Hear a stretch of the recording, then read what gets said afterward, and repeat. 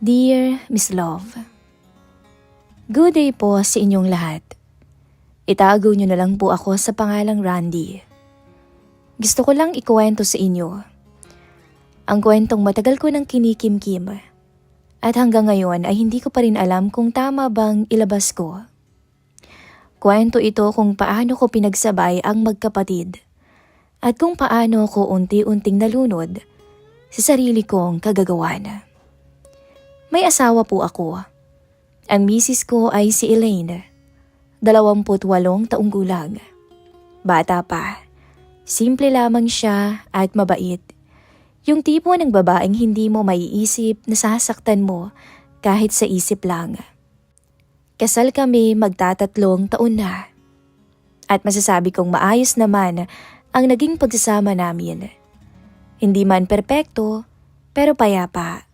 Walang sigawan, walang selosan, walang malalaking problema. Kaya nga, mas lalong mabigat sa dibdib ko ang lahat ng nangyari. Ang mga nagawa kong pagkakamali sa kanya. Ang hipag ko naman ay si Bella. Kapatid ni Mrs. Kaedad ko siya, 35. At bago ko pa man maging asawa si Elaine, na unang maging bahagi na ng buhay ko si Belle. Opo, Miss Love. Ex-girlfriend ko si Belle. Nung high school kami, magkaklase po kami. Halos 3 taon din kaming naging magkasintahan.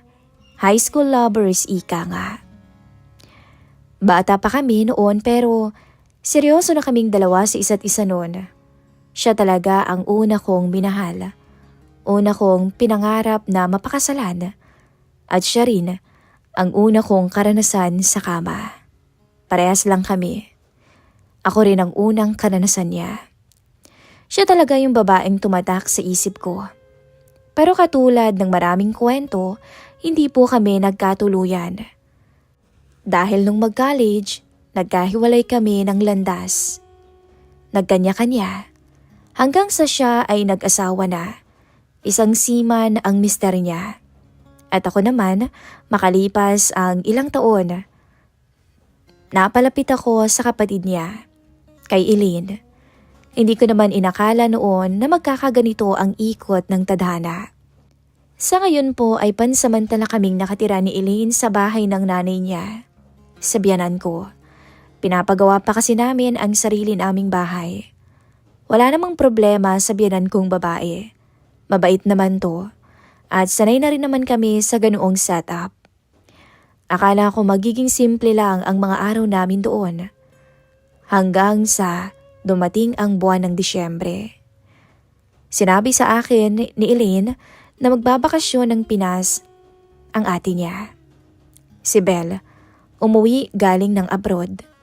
Matagal-tagal na rin kaming hindi nagkikita nito. Ilang taon din.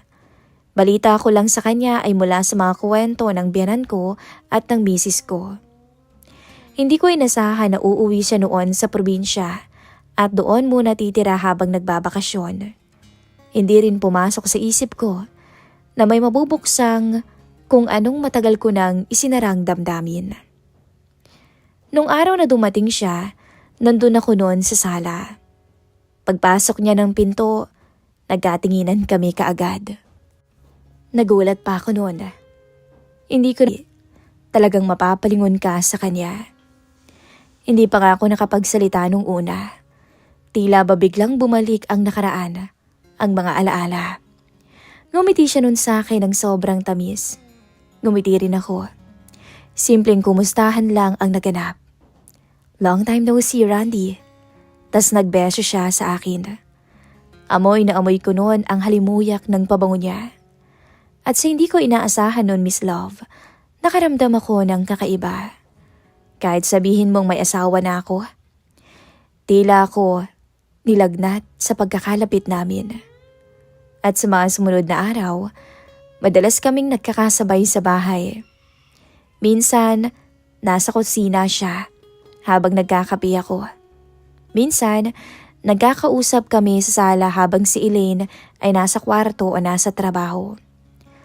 Wala namang mali siyang usapan naming dalawa.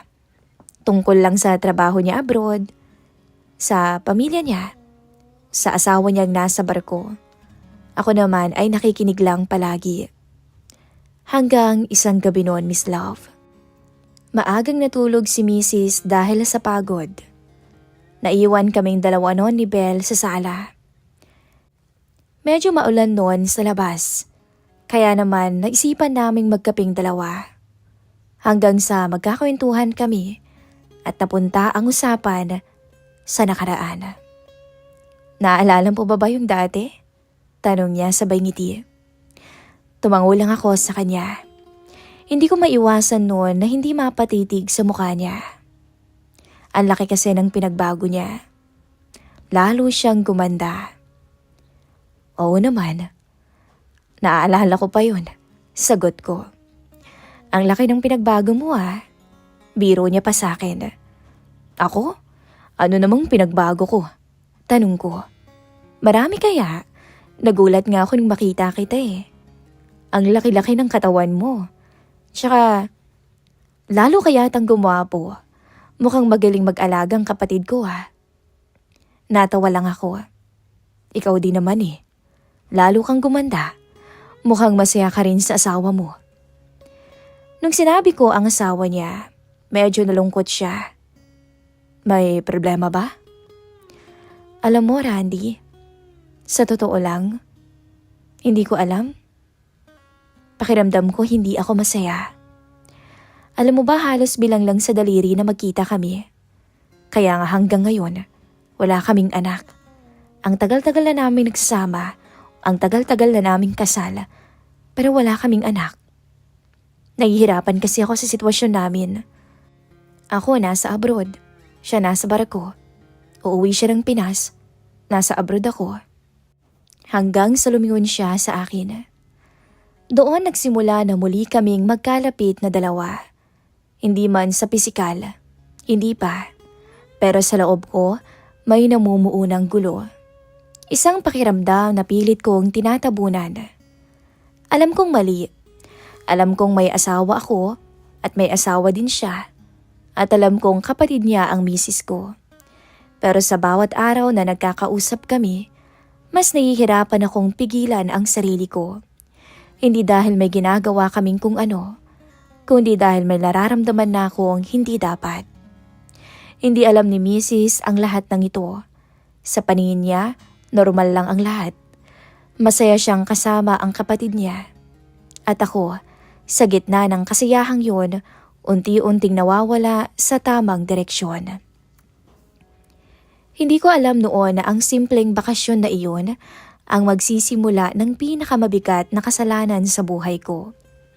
At hindi ko din alam kung saan ako dadalhin ng kahinaang to.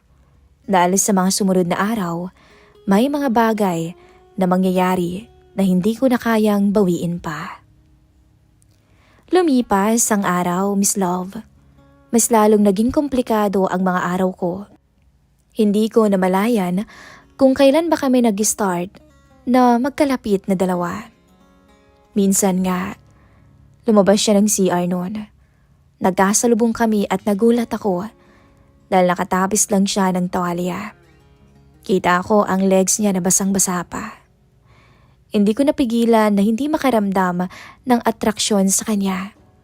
Lalong-lalo na pag naiisip ko na siya ang una ko at ako ang unang karanasan niya. Para bang gusto kong ibalik ang dati. Araw-araw may dahilan para magkasabay kami. Hanggang sa hindi ko sinasadya. Pero palagi kong nahuhuli ang sarili kong hinahanap na ang presensya niya. At sa tuwing napapansin ko iyon, agad kong ibinabaling ang isip ko kay Eileen. Sa misis ko. At ang katotohanang ako'y may responsibilidad na hindi ko dapat talikuran. Pinipilit kong pigilan ang sarili ko. Pero sabi nga ng lahat o ng nakararami, mahirap, Miss Love, na maging kalaban ang tukso. At hindi ganoon kadaling pigilan ang damdamin, lalo na kung matagal mo nang kakilala ang isang tao. Isang linggo na noon ang nakararaan nang umuwi si Belle. May duty si Mrs. Gabi noon, tahimik na ang buong kabahayan. Ang binan ko ay maagang natutulog. Ako naman, kakauwi ko lamang noon galing sa trabaho. Pagod ang katawan ko. Pagpasok ko sa sala, bumungad kaagad si Belle. Nakaupo at tila may hinihintay. Nagkatinginan kaming dalawa. Walang salita sa unang ilang segundo. Nagtanguan lamang kami. Pero ramdam ko agad ang bigat sa pagitan namin. Umupo ako noon sa tapat niya hanggang sa magsalita siya. Randy, mahina niyang tawag sa pangalan ko. Tumingin ako sa kanya. Sa mata niya nakita ko ang isang bagay na matagal ko nang hindi nakikita sa kanya. Isang lungkot, kalituhan, at isang tanong na hindi niya masabi ng diretso sa akin. Nag-usap kaming dalawa. Hindi tungkol sa kung anong nangyari sa amin noon. Hindi rin tungkol sa kung anong pupwedeng mangyari ngayon. Kundi tungkol lamang sa buhay namin. Sa kanya, sa asawa niyang palaging wala. Sinabi niya ang mga kakulangan ng mister niya na sobrang lungkot ng buhay niya pagdating sa kama. Ako naman ay nakikinig lang. Minsan napapatitig ako sa leeg niya. Makinis at maputi na kahit may pawis ay nagbibigay sa akin ng kakaibang pakiramdam. Kami naman ni Elaine walang problema pagdating sa kama. Pero doon niya sinabi ang mga salitang tuluyang gumulo sa isip ko. Alam mo, Randy, namiss kita. Sabi niya, diretso, pero nanginginig ang boses. Hindi ko naman sinasadya yun eh. Pero bigla ko nalang naramdaman ulit. Parang may kung anong kumabog sa dibdib ko noon, Miss Love. Gusto kong tumayo. Gusto kong itigil ang usapan. Gusto kong sabihin na malito. Pero sa halip, nanatili akong nakaupo. Nakatingin sa kanya. Pilit na nilalabanan ang konsensya. Pero parehas tayong may asawa. Hindi na dapat natin to nararamdaman sa isa't isa. Tumango siya. Alam ko, Randy. Alam ko. Pero gusto ko lang itanong sa'yo. Kung may natitira pa bang tayo? Kung may nararamdaman ka rin ba ulit sa akin? Doon ako tuluyang natigilan. Kahit ngayon lang. Wala namang mawawala kung hindi malalaman ni Elaine, diba? Hinawakan niya ang kamay ko. Pagbigyan mo na ako. At ako nang bahala sa'yo, Randy. Alam kong naaalala mo ang nakaraan natin. Alam kong parehas tayong dalawa. Pati na rin yung unang beses na may naganap sa atin. Hindi mo ba na-miss yun? Sinubukan kong maging matatag. Sinabi ko sa sarili ko na lilipas din to. Na sandali lang to. Na bukas, babalik ang lahat sa dati. Pero habang magkatabi kami noon, ramdam ko ang presensya niya. Ramdam ko ang alaala ng isang relasyon na hindi ko kailanman tuluyang nakalimutan. Hindi ko alam kung sino ang unang lumapit noon. Ang alam ko lang, nagkatitigan kaming dalawa ng mas matagal kaysa sa dapat. At nung gabing yon, bumigay kami parehas. Habang duty pa si Mrs., nagtampisaw kami ng ate niya sa isang kasalanang kailanman ay hindi na namin maibabalik. Hinawakan niyang kamay ko noon at napunta kami sa kwarto niya. Nagkala siya ng suot niya, ako naman ng polo ko, at doon nangyari ang hindi dapat. Sulitin na natin habang nandito pa ako sa Pinas. Pagbalik ko, tapos na rin, sabi niya. At doon na nga nangyari. Ang halik ay lumalim hanggang sa nauwi sa isang mainit na pagtatagpo. At pagkatapos noon, ngumiti siya sa akin. Salamat, Randy ah. Hindi mo alam kung gaano mo ako napasaya ngayon. Alam mo bang halos mag-iisang taon na rin mula nung magkita kami ng mister ko. Pero gaya ng sabi ko sa'yo, ayoko namang masira ang pamilya niyo ni Elaine. Mahina niyang sabi. Tumango ako. Ako rin naman. Pero pareho naming alam, may nangyari, kaya't sira na. Mula noon, nagbago na ang lahat. Sa bawat pagkakataon na magkakasalubong ang mga mata namin, bumabalik na ang alaala ng gabing yun. Isang alaala na pilit kong tinatago pero alam kong hindi basta-basta makakalimutan. Doon ko naisip, kung ang isang gabi lang ay ganito na ang nangyari, paano pa kung magtagal siya? Hanggang kailan ko naman kakayaning itago to? At higit sa lahat, gaano ba kalaki ang mawawala sa akin kapag nalaman ni Elaine? Sa puntong yon, hindi ko na kontrolado ang sitwasyon dahil ang isang desisyong ginawa sa kahinaan ay maaaring magbukas ng pinto sa mas malaking gulo. Isang gulo na hindi ko na alam kung paano ko ba isasara. Akala ko nga pagkatapos ng gabing yon, matatapos na rin ang lahat. Pero nagkamali ako, Miss Love. Dahil sa ilang araw pa na mag-stay ni Bella sa bahay, paulit-ulit pa na may naganap sa amin. Ewan ko ba? Siguro dahil may nangyari na, kaya siguro hindi ko na rin magawang hindian. Tuwing gabi, kapag naiisip ko siya, kay Elaine ko binubuhos ang lahat. Lahat ng gigil ko. Isang mainit na tagpo ang mangyayari sa aming mag-asawa. Minsan nga sabi sa akin ni Mrs., "Ano bang nangyayari sa'yo, babe? Ano bang nakain mo at sobra yatang pagigigil mo ngayon?" Natawa lang ako at sinasabi kong, "Gumaganda ka kasi lalo eh. Nagpapasexy ka kasi kaya ayan tuloy. Araw-araw hindi ko mapigilan." Pero ang totoo nun, naiisip ko si Bella sa kabilang silid. At kapag tulog na si Mrs., doon ako binabagabag ng isip ko dahil paulit-ulit ko pa ring inaalala ang nangyari sa amin ni Bella. Hindi dahil proud ako, kundi dahil hinahanap-hanap ko na ang pakiramdam na yon.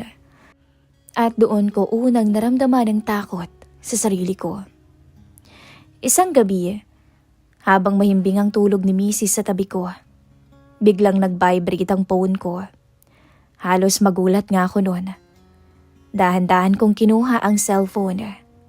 Hindi ako gumagalaw sa kama para hindi magising si Elaine. Nakita ko ang chat ni Bella. Isang simpleng mensahe lang naman. "Kumusta ka? Tulog ka na ba?" Dapat doon pa lang hindi na ako nag-reply. Dapat tinapos ko na. Pero sa halip, nag-type ako. "Ayos lang. Gising pa naman ako. May kailangan ka ba?" "Wala naman, Randy. Naisip lang kita bigla." "Ikaw, di mo ba ako naiisip ngayon?" "Naiisip? Eto nga oh. Ikaw ang laman ng isip ko ngayon." "Gusto mo ba akong puntahan? Bukas lang ang pinto ko. Diretso ka na lang." "Baka kasi magising si Elaine eh." "Hindi yan. Di pag nagising siya, di idahilan mo na lang na galing ka ng CR. Halika na, habang tulog na tulog pa siya." Hindi na ako nagdalawang isip pa noon. Bumangon ako ng dahan-dahan. Nakailang tingin pa nga ako kay Elaine dahil baka magising siya. At sa pagsara ko ng pintuan naming mag-asawa, siya namang pagbukas ko ng pintuan ng ate niya. At doon, nakita ko siyang nakahiga, nakangiti sa akin na para bang kanina pa ako inaantay. Nakasando at kitang-kita ko ang kakinisan niya kahit lampshade lamang ang tanging liwanag. Hinalikan ko siya agad at doon muling may naganap sa aming dalawa.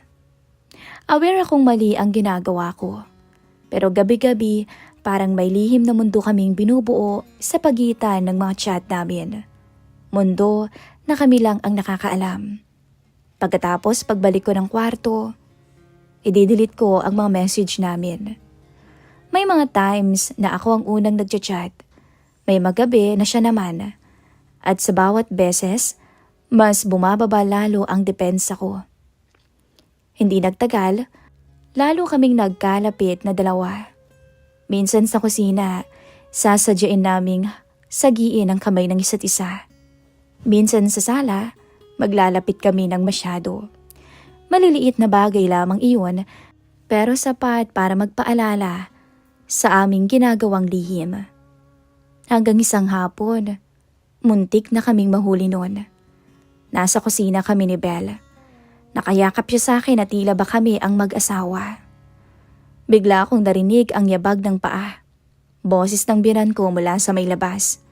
Buti na lamang talaga malakas ang boses nito, kaya't narinig namin agad. Agad kaming nagkahiwalay. Nagkunwari kaming abala.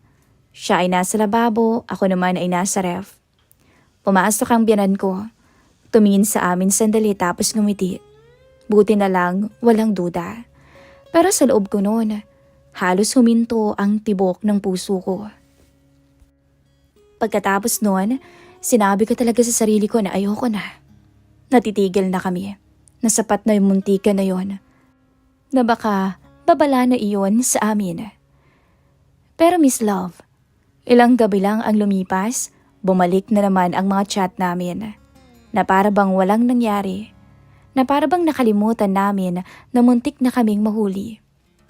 Hanggang isang gabi, wala si Elaine. May bigla ang duty. Naiwan na naman kaming dalawa. Hindi na kailangan ng mahabang usapan. Hindi na kailangan ng mga tanong. Parang alam na namin kung saan pupunta ang lahat. Alam kong mali. Alam kong paulit-ulit na lamang. Pero sa gabing yon, mas pinili ko ulit na may mangyari sa aming dalawa. Kinabukasan, nagising ako na magkatabi na kami ni Elaine. Mahimbing ang tulog ng asawa ko. Walang kaalam-alam sa pinaggagawa ko. At ako, tinitigan ko siya. Iniisip ko kung gaano na nga ba kalalim ang kasalanang ginagawa ko sa kanya. Dahil alam ko sa sarili kong hindi na to aksidente. Pinili ko na magkasala. Hindi ko na mabilang kung ilang beses kong sinabi sa sarili ko na ito na ang huli. Natitigilan ko na. Pero bawat huli ay sinusundan pa ng isa. At ng isa pa. At ng isa pa. At habang patuloy akong naglalaro ng apoy, unti-unti kong nararamdaman na may paparating na kapalit. Dahil ang bawat lihim, Miss Love, may hangganan. At alam kong hindi yun magtatagal. Habang papalapit ang araw ng pag-alis ni Belle, pabalik ng abroad, mas bumigat naman ang pakiramdam ko. Dahil alam ko sa sarili ko, hindi ko man aminin, mamimiss ko siya. At alam kong matatapos na rin. Ilang araw na lang bago ang flight niya. Tahimik na si Belle. Hindi na nga kami nagkaka-chat. Kapag nagkakasalubong kami sa bahay, nag-iiwas na siya ng tingin. Na para bang pareho naming inire-ready ang sarili namin. Na para bang sinasanay na namin. Isang gabi, bago ang alis ni Belle, nangyari ang hindi ko inaasahan. Maagang umalis si Elaine para sa isang errand. Sinabi niyang babalik din naman siya. Maya-maya, pumasok sa kwarto namin si Belle. Randy, pwede bang last na? Mahina niyang sabi. Pabaon mo na lang sa akin. Gusto ko sanang tumanggi noon. Gusto kong sabihin na tama na siguro. Pero wala eh. Pumayag ako. Total, huli naman na. Tsaka isa pa, gusto ko rin naman eh. At yun ang malaking pagkakamali naming dalawa. Dahil sa pinakahuling pagkakataon, sa huling beses na sana naming pagkakamali, doon pa kami mauhuli. Hindi pa man kami tuluyang nakakarating sa sukdulan, bigla ko na lamang narinig ang pagbukas ng pinto. Randy? Nanlamig ang buong katawan ko noon nang marinig ko ang boses ng asawa ko. Si Elaine, nakatayo sa may pintuan. Gulat na gulat ang mukha. Hindi ko alam kung paano ko haharapin ang mga sumunod na segundo. Para bang biglang bumagal ang oras. Bigla akong nanlamig. Nung bumukas ang pinto ng kwarto, tumama ang tingin niya sa amin, sa itsura namin ng ate niya. Kitang-kita nito ang milagrong nangyayari sa amin ng ate niya. Ate? Mahina niyang tawag kay Belle. Nanginginig ang boses. Doon bumigay si Elaine. Naupo siya sa gilid na para bang nawalan ng lakas ang mga tuhod. Napahawak sa sentido. Sunod-sunod ang pagbagsak ng luha. Hindi yun luha na may tunog. Iyak na punong-puno ng sakit. Yung tipong mas masakit panoorin kaysa marinig. Bakit? Yun lang ang nasabi niya. Bakit kayo? Wala akong naisagot noon, kahit isang salita. Dahil alam kong walang paliwanag na sasapat. Walang dahilan na tatanggapin kahit anong sabihin ko pa. Alam kong mali at huli na. Lumapit si Belle kay Elaine. Umiiyak din. Elaine, nagkakamali ka. Hindi ko. Pero hindi siya pinakinggan ng kapatid niya. Tumayo si Elaine. Nanginginig ang katawan. Tumingin siya sa akin, diretso. Masakit. Punong-puno ng pagkabigo ang mata. Mahal kita. Alam mo yan. Pinagkatiwalaan kita. Hindi lang bilang tao kundi bilang asawa, Randy. Hindi siya galit noon. Hindi siya sumisigaw pero ramdam na ramdam ang sakit. Ang pagkabigo sa boses niya. Doon ko naramdaman ang bigat ng ginawa ko. Hindi dahil nahuli ako, kundi dahil nakita ko kung paano ko tuluyang winasak ang taong wala namang ginawang mali sa akin, sa amin. Nagkaroon ng kaguluhan sa bahay. Narinig ng biyanan ko ang away, ang iyakan. Dumating siya at nagtanong. Walang naglakas loob na magsalita. Nakabihis na kami noon pareho ni Belle. Hanggang sa si Elaine mismo ang nagsabi ng katotohanan. Kahit pa basag na basag ang boses niya. Hindi nagalit ang biyanan ko. Tahimik siyang umupo. Pero ramdam ko ang bigat ng tingin niya sa akin. Isang tinging punong-puno ng pagkadismaya. Pati na rin kay Belle. Kinabukasan noon umalis na si Belle. Hindi na siya nagpaalam. Walang yakapang naganap. Diretso siyang lumabas ng bahay, dala ang mga gamit niya. At ang kasalanang hindi niya kailanman maitatanggi. Si Elaine, hindi na ako kinausap. Ilang araw siyang iyak ng iyak. Hindi makapasok sa trabaho, hindi makakain ng maayos. Minsan, naririnig ko siyang humihikbi sa gabi. At bawat tunog noon, parang pirasong humihiwa sa puso ko. Sinubukan ko, Miss Love, na magpaliwanag sa kanya, na humingi ng tawad. Lumuhod ako sa harapan niya, paulit-ulit. Pero sabi nga, may mga sugat na hindi kayang pagalingin ng isang sorry lamang. Sa huli, umalis muna si Elaine at pumunta sa bahay ng kaibigan niya.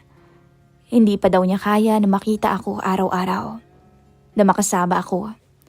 At dahil iba na rin ang pakikitungo ng biyanan ko sa akin, at dahil hindi ko naman bahay iyon, ginusto ko na lang din umalis at mangupahan malapit sa trabaho ko. Ngayon ay mag-isa na lamang ako. Tahimik ang lahat. Bahay, ang isip, punong-puno ng pagsisisi. Isang maling desisyon ang sumira sa lahat ng meron ako. Isang kahinaang hindi ko nilabanan. Sising-sisi ako noon na sana pala tumanggi ako. Dahil sa isang huling beses na iyon namin ni Belle. Doon natapos ang lahat. Ang nasa isip ko ngayon, may ikalawang pagkakataon pa ba ang isang taong minsang piniling maging mali? O may mga kasalanang kahit habang buhay mong pagsisihan, hindi na kailanman mapapatawad pa. Sana nga dumating ang oras na mapatawad ako ni Mrs. Kaya kung sakaling marinig mo to, Elaine, sana'y balang araw mapatawad mo ko at bigyan mo ko ng second chance upang itama ang aking pagkakamaling yon. At nangangako ako sa'yo, hindi ko na ulit gagawin iyon sa'yo. Maraming salamat po, Miss Love, sa pag-ere ng kwento kong ito. God bless po sa inyong lahat.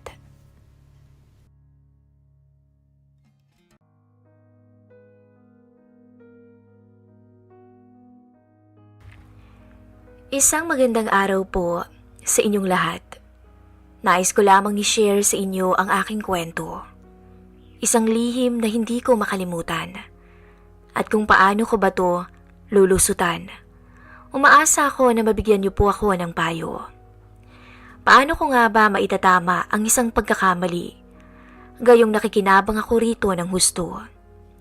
Naging kabit ako ng tatay ng kaibigan ko. Tama po, kapalit ng pera ay lihim akong nakikipagtagpo sa matandang negosyanteng yun. Alam kong may pamilya na siya. Sinabi naman niya sa akin ang totoo una pa lamang. Ngunit ang hindi ko lang kasi inaasahan na sa dinami-dami ng lalaki sa mundo ay bakit siya pa. Siya ang ama ng classmate ko sa universityng pinapasukan ko. Nakakahiya. Wala akong mukhang maiharap sa kanya. Maraming tanong sa isipan ko. Paano ako kapag nalaman niya ang totoo? Ako nga po pala si Clara. Hindi ko tunay na pangalan. Isang BS-ED, third year college student sa Maynila. Meron akong lihim. Lihim na matagal-tagal ko nang tinatago at ayokong ipaalam sa kahit kanino. 20 years old na ako. Maganda, maputing babae at matangkad din ako. Marami akong manliligaw pero wala sa isip ko ang pagbo-boyfriend dahil priority ko ang aking pag-aaral. Pero hindi ko naman nakalain na nagawa ko ngang iwasang hindi mag-boyfriend ay bumagsak naman ako sa pagiging kabit. Ang matandang incheck na yun, na isang negosyante na minsan kong nakasama, ang siyang naging una sa buhay ko. Kapalit ng perang binibigay niya sa akin ay tutugunan ko naman ang pangangailangan niya. Self-supporting student na ako magmula nung gumraduate ako ng high school. Both oldies na kasi ang parents ko. Ako daw ay bunga ng menopausal baby ni mama noon. May kuya at ate naman ako, kaso'y may sarili-sarili na ring pamilya na dapat nilang pagtuunan. Nakakatulong naman sila sa gastusin namin ng magulang ko sa bahay, pagkain at bills namin, pero hindi ang aking pag-aaral. Natatandaan ko pa nga nang sabihin ng ate kong si Marla ng araw na iyon na magtrabaho na raw ako sa call center at huwag nang ipagpatuloy ang pagka-college dahil hindi raw nila kayang suportahan pa ang aking pag-aaral. Hindi ako pumayag. Naganap ako ng part-time at natanggap ako sa isang fast food chain dito rin sa Maynila na medyo malapit lang sa school na papasukan ko. Pumapasok ako sa tuwing gabi at ang shift ko naman sa work ay mula umaga at hanggang hapon. Hindi ko na nga matandaan kung ilang oras lang ang naitutulog ko sa bawat araw. Kung nakakabuo pa ba ako ng sapat na oras ng tulog. Okay naman ang sahuran sa trabaho ko. Mula ng first at second year college ako. Kaso lang, nung dumating ang third year college, aaminin ko, nahirapan talaga ako dahil kailangan ko nang mag-start ng OJT kung saan magtuturo kami sa isang school na para kaming isang guro na din. Hindi ko kinayang schedule ko kaya nag-resign ako sa work ko. Sobrang stress ako ng araw na yon nang napilitan akong mag-resign sa trabaho ko. Priority ko kasi talaga ang aking pag-aaral at alam kong ito na lang talaga ang magagawa ko para matulungan sila mama at papa. Halo-halong emosyon ang aking naramdaman ng araw na iyon. Hanggang sa isang opportunity ang nakuha ko. Inalok ako na mag-model sa isang sikat na brand at pumayag naman agad ako. Kaso lang, akala ko talaga ay totoo ang alok. Pero pagdating ko roon, bumungad sa akin ang mababaeng nagsasayaw sa isang entablado. Hindi ko kinaya ang mga nakita ko. Gusto kong umatras, kaso paano ng pag-aaral ko? Hanggang sa napapayag ako nila na mag-waitress na lang at bawal akong hawakan. It's just purely serving of drinks lang talaga ang gusto ko. At hindi nalalagpas pa doon dahil ayokong magaya sa ibang babae roon. Naging maayos naman, kahit na minsan ay hindi talaga may iwasan na may mga lalaking loko-loko at nagtatangka pa rin sa akin. Mabuti na lang din at mabait ang may-ari. Masaya ako nang makasahod ako at nagbigay ako sa mga parents ko. Binilhan ko sila ng mga damit, pagkain at kung ano-ano pa. Hindi naman sila nag-usisa pa kung saan galing ang pera ko. Kaso, talaga palang susubukin tayo ng problema. Nang maratay sa sakit ng sabay ang aking mga magulang. Wala akong magawa kung hindi magdoble kayod, kaya kahit ang pag-table na ay pinatus ko na rin para sa gamutan ng aking mga magulang. Nalaman ko kasing medyo malaki ang tip kapag mayaman o galante ang mapupunta sa'yo. Kaya naman hindi na ako nagdalawang isip at sinabi ko sa may-ari ang gusto ko. Nang pumayag ako, sinabak agad ako kinagabihan. Medyo matumal ang mga una, pangalawa at ikatlong customer ko.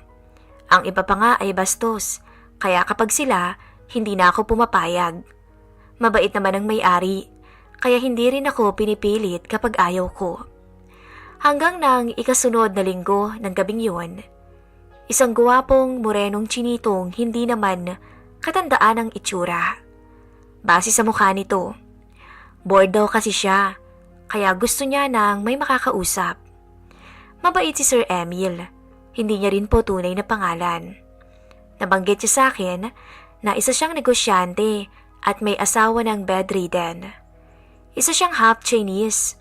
Nagiinom din ako kahit kaunti para sabayan siya at pakinggan ang rant niya sa buhay. Sa totoo lang, nababaitan ako noon kay Sir Emil. Hindi siya katulad ng mga nakasama ko nitong nakaraang araw. Tahimik lang siyang lalaki, umiinom at nagkukwento at pinapakinggan ko naman ang mga rants niya sa buhay. Akalain mo yun? Sa yaman niya, may problema pa pala siyang dinadala. Nakailang bote ng alak ito bago nagpaalam sa akin. Ganun lang kadali. Natapos ang usapan namin at inabutan niya ako ng 5,000. Gusto kong tumanggi kasi ang laki ng binigay niya. Wala naman akong ibang ginawa kundi makinig lang sa kanya. Kaso mapilit siya. At sinabi niya sa akin na tip niya iyon kasi magaling raw akong makinig. Nang umalis na siya, tinago ko agad ang pera at baka mabawasan pa. Alam niya naman, may mga bakaw talaga sa trabaho. Masayang-masaya ako ng gabing yun. Umuwi ako ng bahay at hindi nawala sa isipan ko si Sir Emil. At sana nga bukas, naroon siya ulit. Kinabukasan, pumasok ako sa school at may nakilala akong isang bagong kaibigan, si Amelia. Hindi niya rin tunay na pagkakakilanlan. Bago lang siya sa section namin. Sabi niya dati siyang panghapon at lumipat siya sa morning class. Mabait siya at nakagaanan ko rin siya ng loob. Magkasing edad lang kaming dalawa at magkasundo kami sa lahat ng bagay kasi nga kikay kaming parehas. Wala rin siyang boyfriend kagaya ko dahil strict daw ang daddy niya. At ako naman, walang karapatang maglandi dahil focus ako sa pag-aaral. Araw-araw ganun na ang sistema ng aking buhay. At masaya ako na natutugunan ko naman ang pangangailangan ng aking mga magulang. Hanggang sa bumuti ang kalagayan nila, hindi pa rin ako tumigil sa work ko. Naging regular customer ko na nga si Sir Emil at kagaya ng dati, table lang talaga ang nangyayari sa amin. Not until tonight. Hindi ko alam kung bakit biglang naitanong ko ang topic na iyon. Natawa nga lang siya at sinabihan ako. Bakit? May karanasan ka na ba? Tanong nito sa akin. Umiling-iling ako. Wala pa nga ho eh. Pero gusto kong subukan. Kung may papayag. Biro ko pa pero may laman. Bakit? Hindi ka pa dito niyayayang lumabas? Parang imposible naman yata. Sa ganda mong yan. Tanong nito. Wala nga eh. Ikaw, baka gusto mo. Biro ko pa. Ewan ko ba? Bakit ganun ako kapangahas ng gabing yun? I don't believe you. Maganda ka. Bulag na lang sila kung walang sumubok. Dagdag pa nga nito. Wala po talaga. Ikaw Sir Emil pa lang kung sakaling gusto mo. Ulit ko, at talagang nagpapapansin ako sa kanya ng gabing yun. Nakita kong nag-iba ang tingin nito sa akin. Dahil sa kapangasan ko ng gabing yun, hindi ko sukat akalain na ang simpleng tanong ko at pagpapapansin ay aabot sa isang malamig na kwarto. Niyaya ko nito at walang pag-aalinlangan akong sumama rito. At dahil doon, may nangyari sa amin. Hindi ko naman pinagsisisihan. Nalaaminin ko sa bawat gabi na nakakausap ko siya, ay napapalagay na talaga sa kanya ang loob ko. Nasa 48 na pala ang edad nito at ako naman ay nasa 20 pa lang. Halos malaking age gap namin, pero hindi naman halata kasi para siyang binata kong pumorma. Hindi nga siya halatang matanda na sa akin kung pagtatabihin kaming dalawa. Pagkatapos ng may nangyari sa amin, akala ko doon na matatapos ang lahat sa akin. Hindi ko sukat akalain. Naaalokin niya ako na umalis sa pinagtatrabahuhan ko at siya na raw ang bahala sa akin. Sinabi pa nga niya sa akin na siya na ang sasagot ng lahat ng gastos ko mula sa school at sa gamutan ng aking mga magulang at kung ano pa raw ang kailanganin ko. Gusto kong pumayag talaga, pero nag-aalangan ako kasi alam kong may asawa na siya. Pero sinabi niya naman na sa akin na mag-iingat kami, hindi raw malalaman ang asawa niya. At dahil nahuhulog na rin ako sa kanya, pumayag na ako. Simula ng gabing yon, naging kabit niya ako. Bago siya umalis, naulit na naman ang naganap sa amin. Kakaibang karanasan at sigurado talaga akong hindi ko yun makakalimutan. Bawat gabi, kapag galing ako sa school, nagkikita kami at hindi pwedeng walang may mangyari sa amin. At dahil doon, napilitan akong mag-take na ng pills muna dahil ayoko pang may mabuong bata. Nag-aaral pa ako at isang malaking iskandalo sa buhay ko kapag nagkataong mabuntis niya ako. Ayokong masira ang pinaghirapan ko at isang taon na lang naman ay gagraduate na rin ako. Plano ko naman kung makatapos ako ay makikipaghiwalay na ako sa kanya. Habang nasa school ako ng morning at OJT naman sa hapon at sa gabi sa piling naman ni Sir Emil, naging ganyan po ang daily routine ko hanggang sa nasanay na rin ako. Daig ko pa nga ang may asawa na talaga. Pero ayos lang naman sa akin kasi mahal ko naman na siya kahit alam kong hindi niya ako mahal at may pangangailangan lang talaga siya na napupunan ko. Hindi na ako aasa na mamahalin pa niya ako. Masaya ako na mabait siya sa akin. Kanina nga lang nung magkita kami sa mall, nagulat na lang ako nung binilhan niya ako ng cellphone. Hindi ako makapaniwala na bibilhan niya ako. Kasi naman hindi naman ako nagsasabi sa kanya. Sapat na rin naman sa akin ang lahat ng binibigay niya. Kaso lang talaga kung minsan, I felt guilty lalo't hindi ko naman alam ang nararamdaman ng asawa nito. At kung may anak ba siya. Babae rin kasi ako at kahit sino naman ay masasaktan kapag nalaman na nagloloko ang taong mahal nila. Kaso sa case ko, kailangan ko siya. Kaya't nilunok ko na lang ang pride ko. Inabot ng 3 buwan ang relasyong meron kami nito. Masaya na nakakatakot na baka isang araw ay mabisto kami ng asawa niya. Pero sabi nga niya, maingat siya at walang alam ito dahil malabong sundan siya nito dahil bedridden ang asawa niya. Napanatag ako sa sinabi niya at tuloy pa rin ang aming bawal na relasyon. Isang araw, nakita ko si Amelia na umiiyak. Mag-isa lamang siya sa court at katatapos lang naming mag-practice ng cheering squad yell para sa foundation day ng school. Nilapitan ko siya noon at kinausap. Noong una, ay alam kong hesitant siya na magkwento sa akin. Sino ba naman kasing tao ang maglalabas ng problema ng kanilang pamilya? Hanggang sa nagsimula rin tong magkwento sa akin. Sinabi niya na may babae raw ang daddy niya. Nasasaktan daw siya para sa mami niya. Pero ayaw niyang sabihin na nakita niya ito na may kasama na mas bata pa sa mami niya. Hindi niya raw nakita kung sino ang babae, pero base sa pagiging sweet daw ng dalawa, ay may relasyon ang mga ito. Medyo mabigat ang problema niya at hindi ko alam ang sasabihin ko. Natahimik ako ng ilang saglit bago ako nagsalita. Pinayuhan ko siya na kausapin niyang daddy niya at sabihin ang totoo rito at baka makinig sa kanya. Pero ang sabi niya, hindi niya raw kaya. Nakakatakot daw at masama raw magalit ang daddy niya, kaya natatakot siya.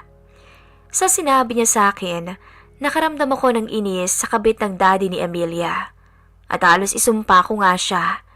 Pero biglang sumagi sa isip ko na parehas lang pala kaming kabit. Pinagaan ko na lang ang loob ng kaibigan kong si Emilia para kahit papaano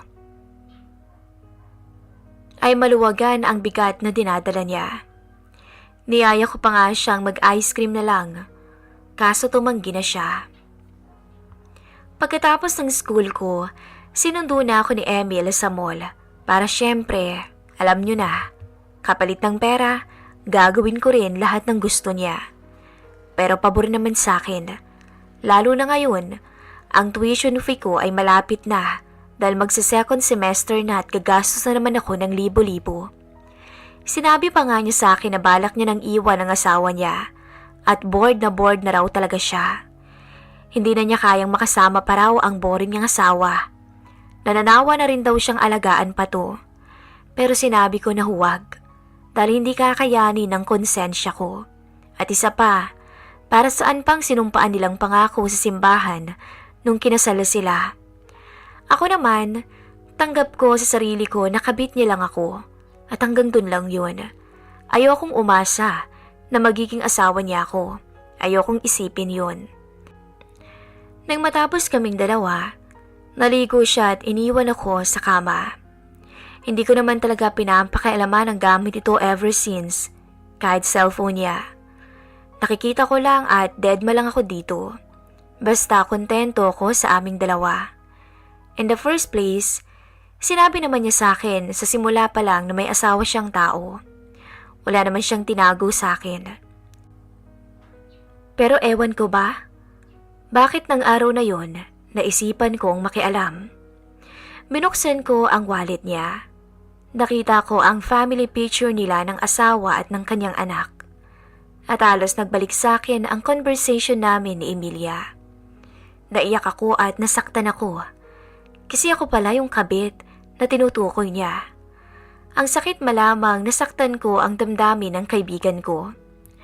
Hindi ko pinaalam kay Emil ang nalaman ko ng oras na yon. Pero gulong-gulo na ang utak ko ng mga oras na yon. Umuwi ako ng bahay, natulala at wala sa aking sarili. Hindi nga ako halos nakatulog ng gabing yun. Napuyat ako kakaisip sa nangyari. Napaka-small world naman. At iisang tao lang ang daddy ni Emilia at si Emil pa. Ilang araw ko ring iniwasan si Emilia. Kasi hindi ko kayang humarap sa kanya ngayon. Nagigilty pa ako sa nalaman ko dahil alam kong sinira ko ang pamilya nila. Ang pag-iwas ko kay Emilia ay kasabay din ang pag-iwas ko rin kay Emil. Gusto ko ng peace of mind at sa palagay ko, ang pag-iwas sa dalawa ang dapat kong gawin. Kahit anong tawag niya hindi ko sinasagot. Gusto ko na lang mag-focus sa pag-aaral ko. Kaso lang, totoo palang hindi mo matatakasan ang katotohanan.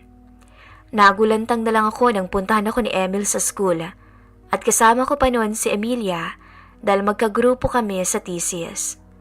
Tuwang-tuwa si Emilia na sinundo siya ng daddy niya at pinakilala pa niya sa akin to.